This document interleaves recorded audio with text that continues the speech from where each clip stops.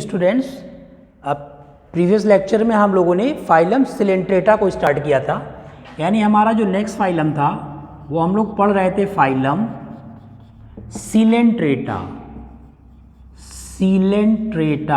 Phylum Coelenterata के बारे में हम लोगों ने थोड़ा बहुत डिस्कशन किया हुआ था, बहुत ज़्यादा डिस्कशन हमने नहीं किया था। सिलेंट्रेटा हमने बताया था आपको कि अगला जो हमारा संघ है सिलेंट्रेटा, और सिलेंट्रेटा को एक नाम से और भी जानते हैं, उसको नाइडेरिया भी कहते हैं। नाइडेरिया, क्लियर, नाइडेरिया भी कहते हैं। और नाइडेरिया हम क्यों कहते हैं इसको?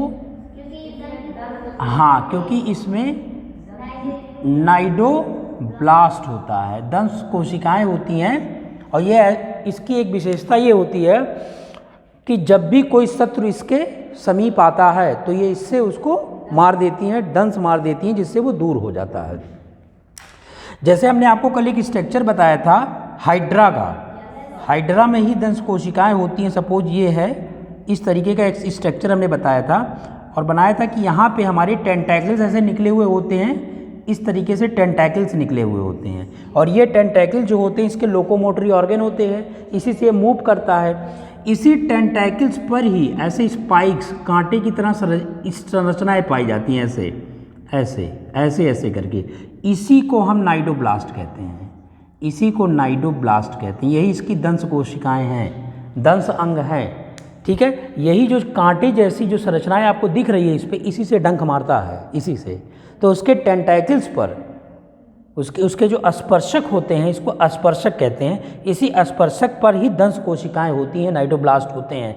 जब भी इसके कांटेक्ट में कोई भी चीज़ आता है या किसी को मूर्छित करना होता है या अपने शिकार को मार के खाना होता है तो इसी नाइडोब्लास्ट से ये मार देता है। और इसको हम बताए थे कि ये हाइड्रा का बड़ होता है, इसी को कलिका कहते हैं, बड़ कहते हैं, क्लियर। तो ये तो एक हमने हाइड्रा का स्ट्रक्चर बता दिया और यहाँ पे बता दिया कि ये दंश कहाँ पे होती हैं और कैसे ये मारता है। ये तो हमने एक ड्रॉप बनाई, ये स्पाइक लाइक कांटे की तरह ऐसे निकले होते हैं, ऐसे करके कांटे की तरह निकले होते हैं। तो इसी तरीके से कांटे को चुभो देता है और अपने शिकार को मूर्छित कर देता है और फिर उसका शिकार कर लेता है, ठीक। तो ये तो विशेषता हो गई नाइडोब्लास्ट की। क्यों इसको हम नाइडेरिया के नाम से भी जानते हैं, और नाइडेरिया को इसलिए जानते हैं कि नाइडोब्लास्ट इसमें होता है। अब अगला प्रश्न ये है कि अभी हमने बहुत सारे आपको बताया कि किस संघ को किस वैज्ञानिक ने कैसे दिया। प्रीवियस लेक्चर में हमने आपको बताया था कि लैमार्क ने एनेलिडा संघ को दिया। ऐसे जो हमारा सिलेंट्रेटा है, सिलेंट्रेटा संघ को सर्वप्रथम प्रपोज किया था, प्रतिपादित किए थे, उन वैज्ञानिक का नाम है ल्यूकार्ट नामक वैज्ञानिक ने सिलेंट्रेटा संघ को सर्वप्रथम प्रतिपादित किया था, प्रपोज्ड किया था। तो ये ल्यूकार्ट ने, ऐसे पूछा जा सकता है कि सिलेंट्रेटा संघ को सर्वप्रथम किसने नाम दिया या सिलेंट्रेटा संघ को सर्वप्रथम किसने प्रतिपादित किया, तो इस वैज्ञानिक का नाम है ल्यूकार्ट। तो ल्यूकार्ट ने सर्वप्रथम सिलेंट्रेटा संघ को प्रतिपादित किया। अच्छा, दूसरी इसकी विशेषता यह है कि सिलेंट्रेटा या नाइडेरिया की जिस विज्ञान में हम अध्ययन करते हैं, सिलेंट्रेटा संघ का या नाइडेरिया संघ का जिस विज्ञान में हम अध्ययन करते हैं उस विज्ञान को क्या कहते हैं? जैसे बैक्टीरिया का अध्ययन बैक्टीरियोलॉजी में करते हैं, वायरस का वायरोलॉजी में करते हैं, वैसे नाइडेरिया का अध्ययन किस विज्ञान में करते हैं? उस विज्ञान को हम कहते हैं, उस पर्टिकुलर साइंस को हम कहते हैं, उस पर्टिकुलर साइंस को कहते हैं नाइडोलॉजी। सी साइलेंट होता है, उसको हम कहते हैं नाइडोलॉजी।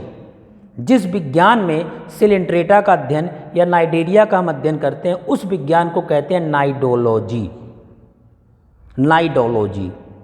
ये भी कई बार पूछा गया है, नाइडोलॉजी। ओके, तो इतनी चीज़ें हम लोगों ने जाना कि सिलेंट्रेटा को सर्वप्रथम ल्यूकार्ट ने प्रपोज्ड किया और जिस विज्ञान में सिलेंट्रेटा का या नाइडेरिया का अध्ययन करते हैं उसको नाइडोलॉजी कहते हैं।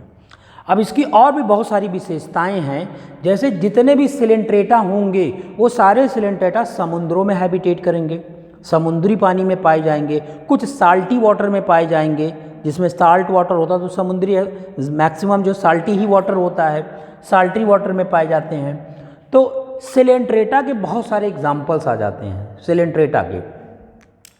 जैसे आपके सिलेंट्रेटा में आपका आ जाता है हाइड्रा आ जाता है, हाइड्रा है। और कोई एग्जाम्पल बता सकते हैं? पेनेंटुला है। इन्होंने कहा एक एग्जाम्पल है पेनेंटुला। पेनेंटुला को और किस नाम से जानते हैं? सी पेन। पेनेंटुला को हम समुद्री कलम भी कहते हैं। क्लियर? इसको हम समुद्री कलम भी कहते हैं। ठीक। तो ये सारे जो एग्जाम्पल हमारे हैं, ये सारे एग्जाम्पल सिलेंट्रेटा के हो जाते हैं। अच्छा, अगली बात यह है कि हम अभी तक पढ़ते ही आए हैं कि इस संघ के जीव द्विस्तरीय त्रिस्तरीय होते हैं, लेकिन सिलेंट्रेटा के संघ के जीव जो होते हैं वो कैसे समिति रखते हैं? समिति हमने बताया था।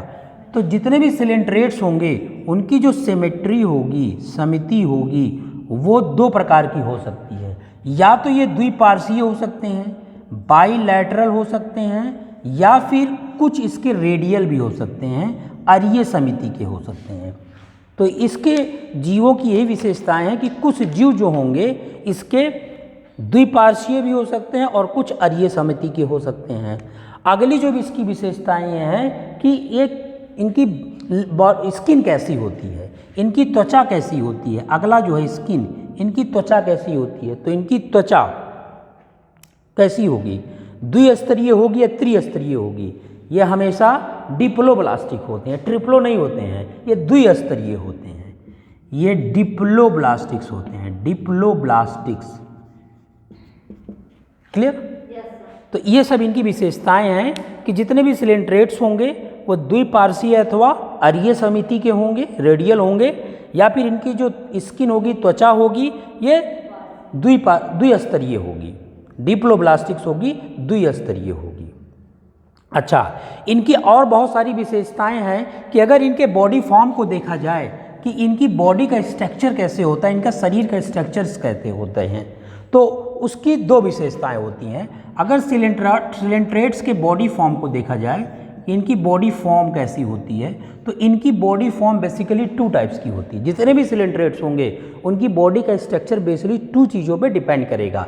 एक तो इनकी बॉडी का जो फॉर्म होता है वो होता है पॉलिप, और दूसरा जो इनके बॉडी का फॉर्म होता है उसको कहते हैं मेड्यूसा। तो कभी कभी ये क्वेश्चन पूछा गया है कि मेड्यूसा किस संघ के जीवों में पाया जाता है?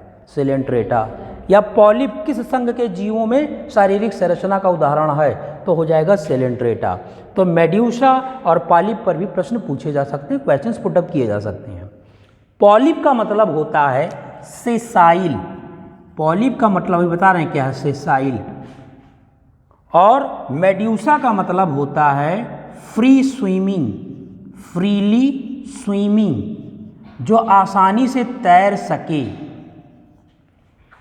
सेसाइल का मतलब होता है जो आसानी से तैर ना सके, जिसके अंदर गति ना हो।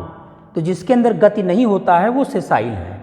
तो अगर सिलेंट्रेटा के किसी जीव का बॉडी स्ट्रक्चर, शारीरिक संरचना पॉलिप टाइप का है तो वो बहुत ज़्यादा कूद फांद नहीं कर पाएगा, बहुत ज़्यादा चल नहीं पाएगा, बहुत ज़्यादा फ्री स्विमिंग नहीं कर पाएगा, स्वतंत्र होकर के तैर नहीं पाएगा।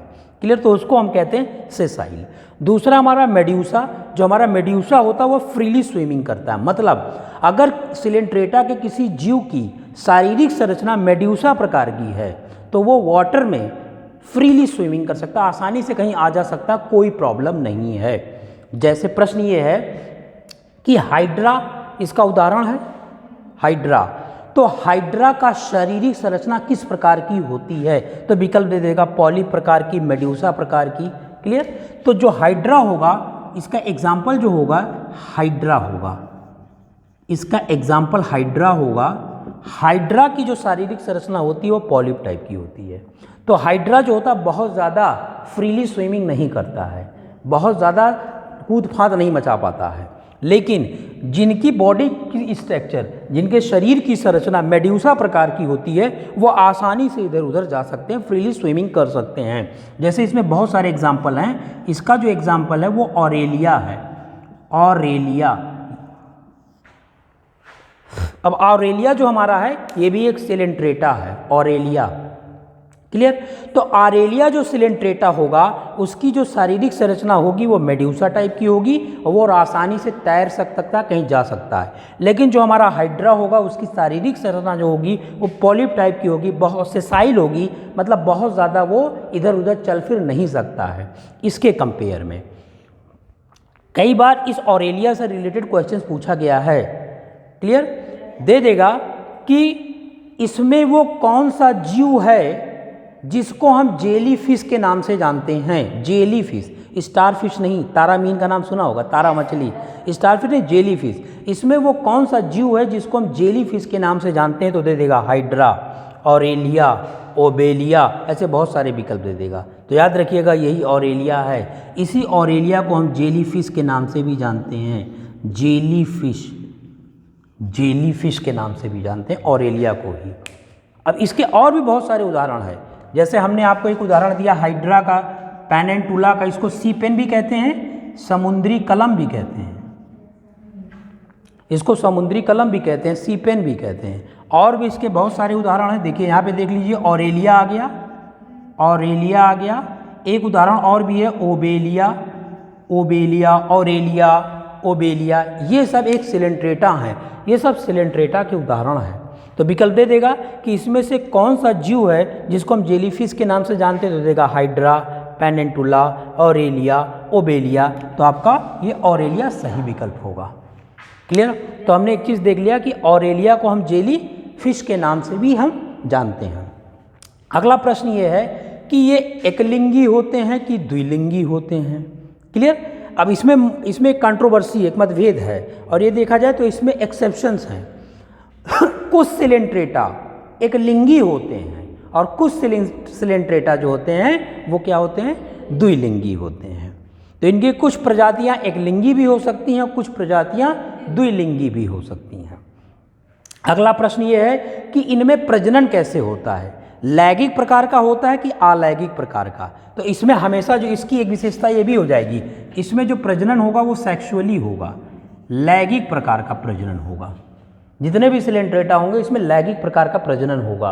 क्लियर। ये सभी विशेषताएं हो जाएंगी। एक लिंगी भी हो सकते हैं, यूनिसेक्सुअल भी हो सकते हैं एक लिंगी, या फिर बाईसेक्सुअल हो सकते हैं, द्विलिंगी, ये कुछ भी हो सकते हैं, दोनों में से कोई भी एक हो सकता है। एक लिंगी भी हो सकता है और द्विलिंगी भी, बाई मतलब दो, द्विलिंगी भी हो सकता है, कुछ प्रजातियाँ सेक्सुअली हो सकते हैं। अगला प्रश्न ये है कि इनमें निषेचन की क्रिया कैसी होती है, फर्टिलाइजेशन कैसी होती है, शरीर के अंदर होती है या शरीर के बाहर होती है। तो इसमें हमेशा जो फर्टिलाइजेशन होगा वो आंतरिक होगा, शरीर के बाहर नहीं होगा, आंतरिक होगा। तो इंटरनल फर्टिलाइजेशन होता है, इंटरनल फर्टिलाइजेशन, ये भी इसकी एक विशेषता है। इंटरनल फर्टिलाइजेशन, आंतरिक निषेचन इसमें होता है।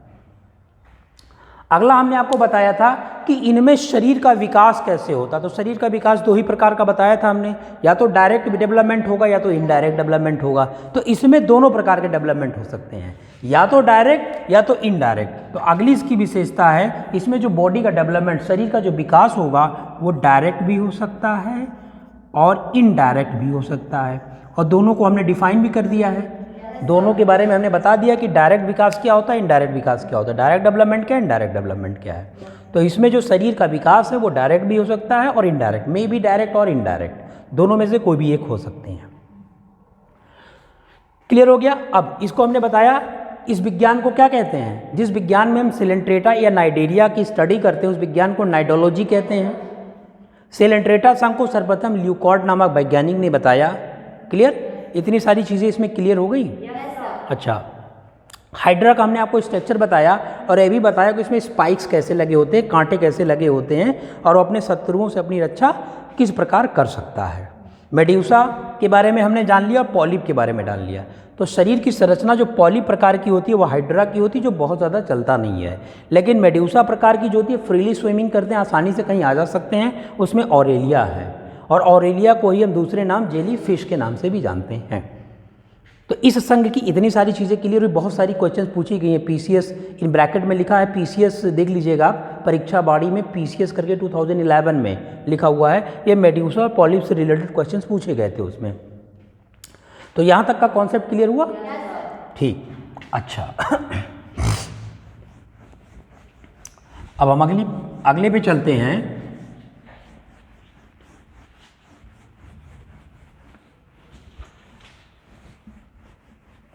अगला हमारा, ये तो संघ हम लोगों ने वाइंड अप कर लिया, तो कितने इस संघों की हम लोगों ने स्टडी कर ली, 8। अब हमारा 9वां संघ है। अगले हम संघ की बात करते हैं। अगला हमारा फाइलम है, मोलस्का का नाम सुना होगा। मोलस्का, अगला हमारा संघ है मोलस्का। क्लियर? मोलस्का, जितने भी, अगला संघ है मोलस्का, जितने भी मोलस्का के अंदर जीव आएंगे वो सभी समुद्र में रहेंगे, समुद्री पानी में ही रहते हैं। इनका जो हैबिटेट करते हैं, ये पहली तो इनकी विशेषता यही है कि इनका हैबिटेट क्या है, ये वास स्थान कहाँ पे करते हैं, तो ये सब समुद्री जल में करते हैं, मैराइन वाटर में करते हैं, मैराइन वाटर। तो पहली विशेषता ये हो गई कि जितने भी मोलस्का होंगे वो सभी समुद्री जलों में ही निवास करेंगे, वहीं पे पाए जाएंगे।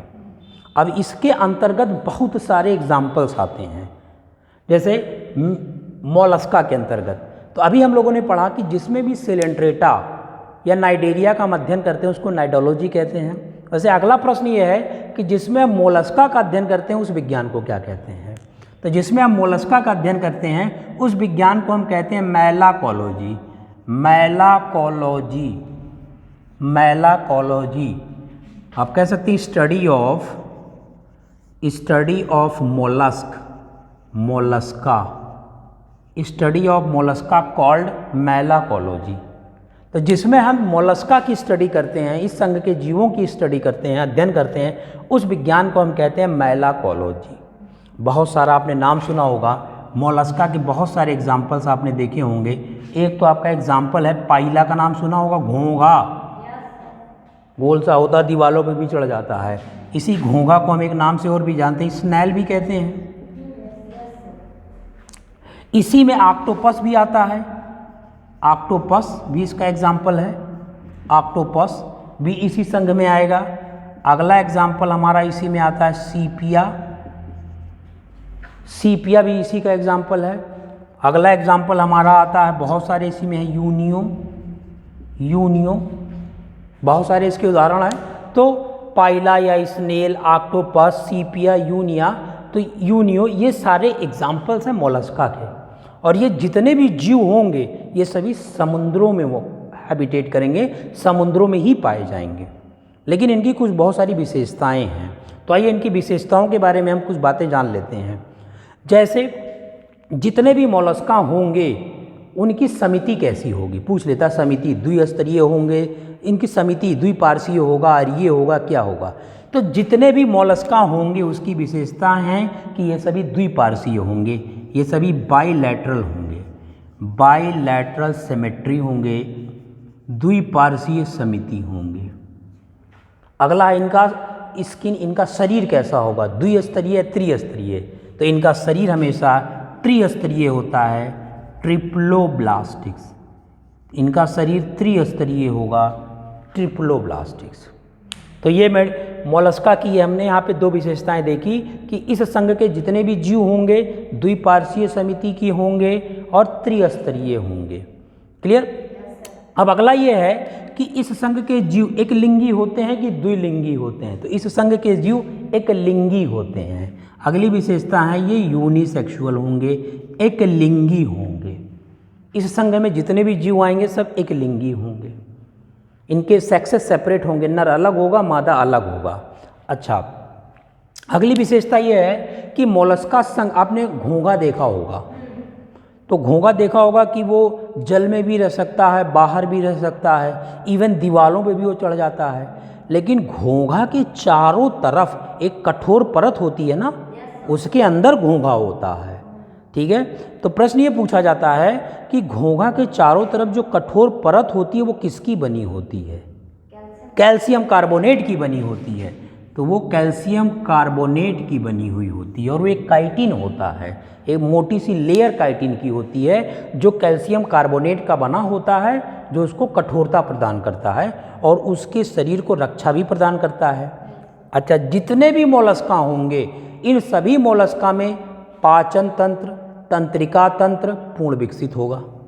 डाइजेस्टिव सिस्टम और नर्वस सिस्टम, पाचन तंत्र, तंत्रिकाएं तंत्र इसमें पूर्ण विकसित होंगी। क्लियर हो गई? बहुत सारे लोग इसको भोजन के रूप में भी, संघ के जीवों को भोजन के रूप में भी प्रयोग करते हैं। जैसे घोंघा भी खाते हैं, ऑक्टोपस भी खाते हैं, सीपिया भी खाते हैं, यूनियो भी खाते हैं। सीपी जानती होंगी ना, नदी उदी में से सीपी निकालो तो उसके अंदर से जीव निकलता है ना, और लोग उसको रगड़ करके आम को छिलते भी हैं ऐसे ऐसे करके ना, पुरानी ट्रेडिशन सही है, इस तरीके से छिला भी जाता है, सीपी मिल जाती है, उसी को सीपी कहते हैं। यहाँ पे सीपिया हमने लिख दिया, वही चीज़ है। क्लियर? इसी सीपी में मोतियाँ भी मिलती हैं, उसको जब निकालते हैं तो इसमें समुद्री मोतियाँ भी मिल जाती हैं कभी कभी। ठीक है, तो बहुत सारी इन सब की विशेषताएँ होती हैं। अब जैसे घोंघा है घोंघा को बहुत लोग खाते हैं, और ये एक मर्ज की दवा भी है। जैसे किसी को अगर अस्थमा है, अस्थमा का मतलब सांस फूलने की बीमारी, अस्थमा अगर किसी को है, सांस फूलने की बीमारी, तो डॉक्टर बहुत लोगों को प्रेस्क्राइब भी कर देते हैं, और बहुत लोग नहीं भी करते हैं कि आप घोंघा खाइए। तो इसमें से मेडिसिन जो होता है वो अस्थमा डिजीज़ के लिए बहुत ही क्योरेबल है, बहुत ज़्यादा फ़ायदेमंद होता है ये। तो अस्थमा जो पेशेंट होते हैं वो घोंघा खाते भी हैं। नहीं, जहरीला नहीं होता है ये, घोंघा जहरीला नहीं होता है, एडिबल है, खाया जाता है, बहुत लोग खाते हैं इसको। इसकी और भी प्रजातियां हैं जो जहरीली होती हैं, बहुत ज़्यादा जहरीली नहीं होती हैं, दूसरी भी जो प्रजातियां होती हैं घोंघा तो अपने आप में एक वंश है, इसकी बहुत सारी प्रजातियां हैं। क्लियर? लेकिन जो बहुत ज़्यादा जहरीली नहीं होती उनको खाया जाता है, लेकिन जो बहुत ज़्यादा पॉइजनस हो जाएगा वो नहीं खाया जाएगा। अच्छा, एक चीज़ और देखिए यहाँ पर कि यहाँ पे हमने कुछ आपको उदाहरण बताया है। जैसे उदाहरण हमने ये बताया है कि पाइला या घोंघा, ठीक, प्रश्न ये पूछ लेगा कि ये 4 विकल्प दे देगा और पूछ लेगा इसमें से शाकाहारी कौन है, तो सिर्फ घोंघा यही शाकाहारी है।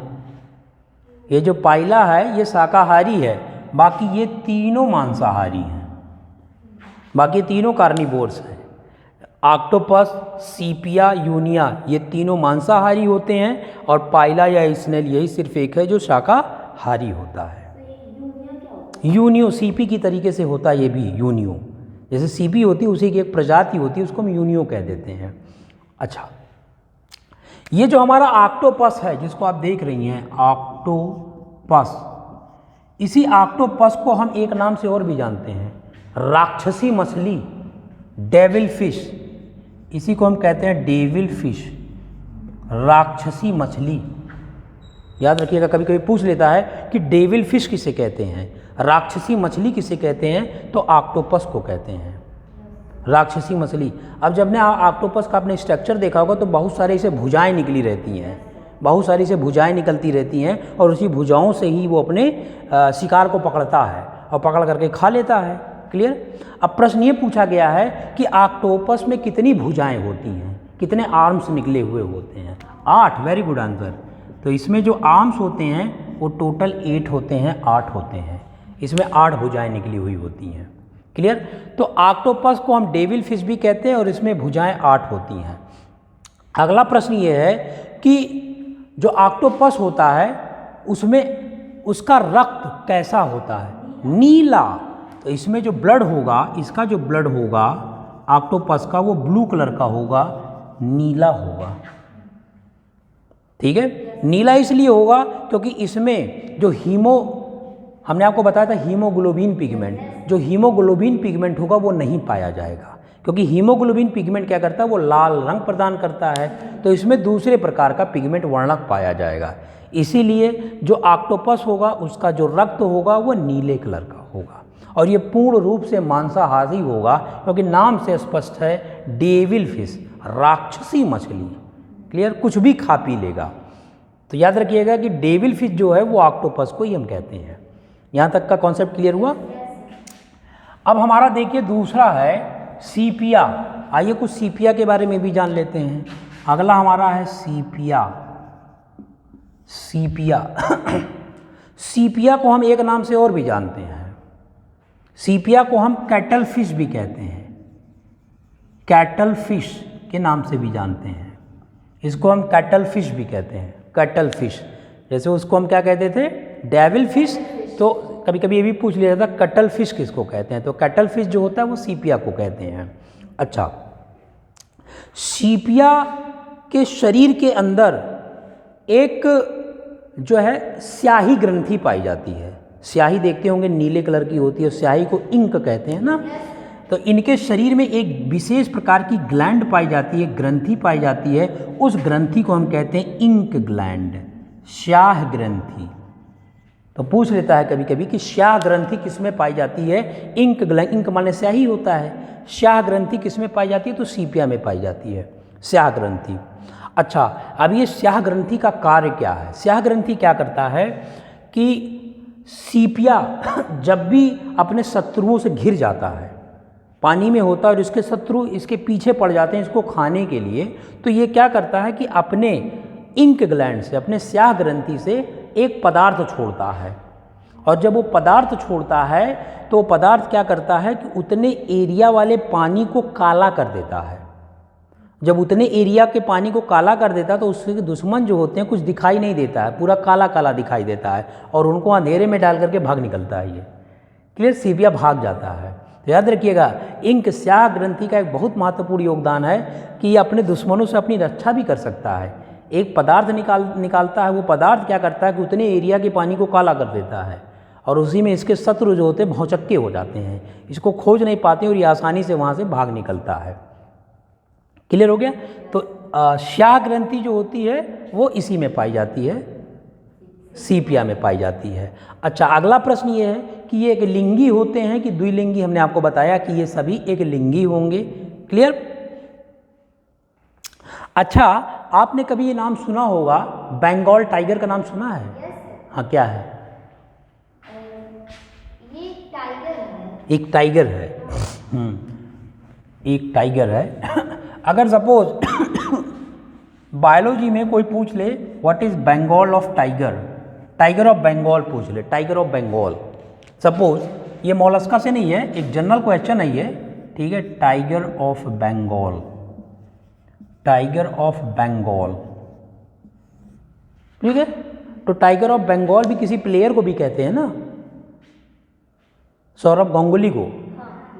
सौरभ गांगुली को भी तो कहते हैं, बंगाल टाइगर कहते हैं, वहीं से बिलोंग करता है ये, तो सौरभ गांगुली को भी कहते हैं। लेकिन बायोलॉजी में भी कहीं कहीं टाइगर ऑफ बंगाल का नाम दे दिया जाता है। तो सपोज अगर कह दिया गया टाइगर ऑफ बंगाल किसको कहते हैं या बंगाल टाइगर किसको कहते हैं, और ऑप्शंस दे दिया गया, वहाँ पे विकल्प दे दिया गया फंगी, कवक, बी दे दिया गया एल्गी, सी दे दिया गया बैक्टीरिया और डी दे दिया गया वायरस, तो कौन से विकल्प पे टिक लगाएंगे? बंगाल ऑफ टाइगर या टाइगर ऑफ बंगाल कहा जाता है कवक को, शैवाल को, जीवाणु को, विषाणु को? एल्गी को। वेरी गुड आंसर, शैवाल को। ठीक है, तो ये आपने कैसे पता लगा लिया? क्योंकि ये वाटर में पाया जाता है ना। हाँ। शैवाल। हाँ। समुद्रों में। हाँ, तो इस वक्त तक वहीं पड़ा है, तो उसी के अकॉर्डिंग आपने बता दिया। Okay okay, she is right. अच्छा, इन्होंने देखिए प्रेजेंस ऑफ माइंड का यूज़ लगा दिया। एग्जैक्ट आंसर इन्होंने बताया है कि आप समुद्रों की बात कर रहे हैं और शैवाल समुद्रों में पाया जाता है, उसमें प्रेजेंस ऑफ माइंड लगा करके इन्होंने बता दिया। बहुत अच्छा क्वेश्चन आंसर आपने दिया। अब इसकी हम डिटेल्स बता देते हैं आपको। इसको टाइगर ऑफ बंगाल के हम कहते हैं।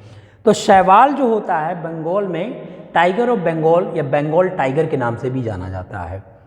उसका रीज़न ये है कि जब समुद्रों में शैवाल की मात्रा बहुत ज़्यादा हो जाती है और किसी एक जगह पे इकट्ठा हो जाते हैं तो एक टीले चट्टान की तरह हो जाते हैं, खड़े हो जाते हैं हरे हरे।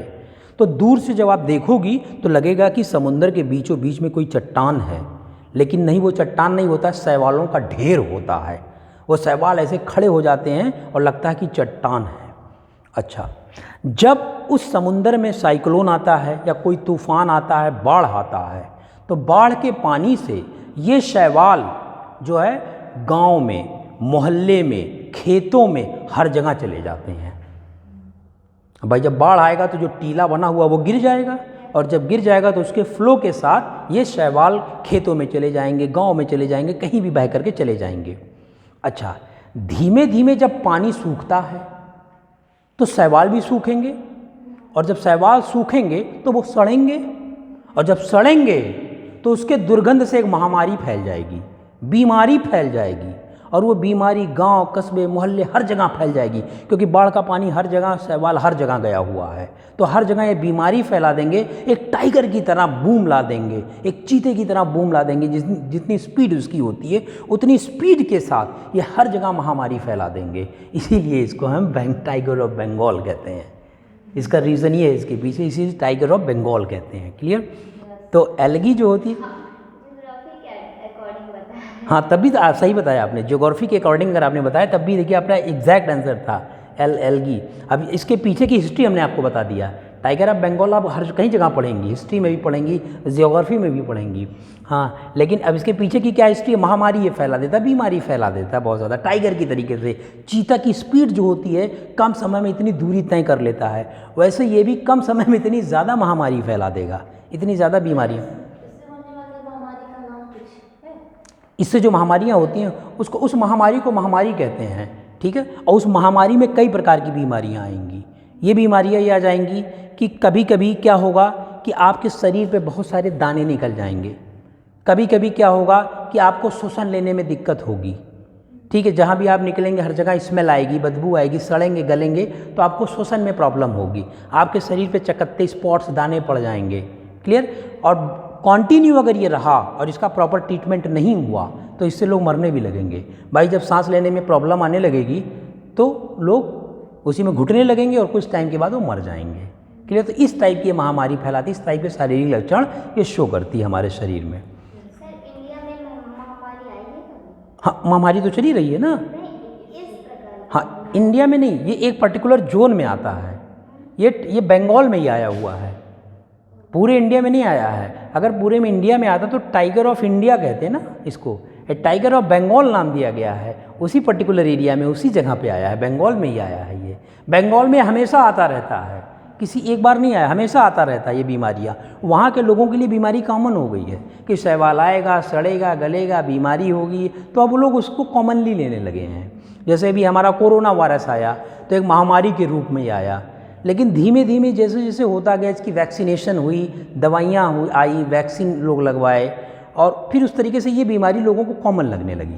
लेकिन स्टार्टिंग में 2 साल तक कैसे लगी थी, कितना ज़्यादा इसका वो था आदमी, लेकिन अब ये जब वैक्सीनेशन आ गई, वैक्सीनेट होने लगे मैक्सिमम लोग, इसकी दवाई आ गई, तो लोगों को चलो ये हुआ कि अब इसके एक हमारे पास तोड़ है, इसकी एक दवा है। क्लियर? अच्छा, ये जो कोरोना वायरस है, तो वायरस तो बहुत सारे होते हैं, बहुत सारे वायरस हैं। ये कोरोना वायरस इतना महामारी क्यों हो गया, इतना लोगों के अंदर डर क्यों पैदा हो गया?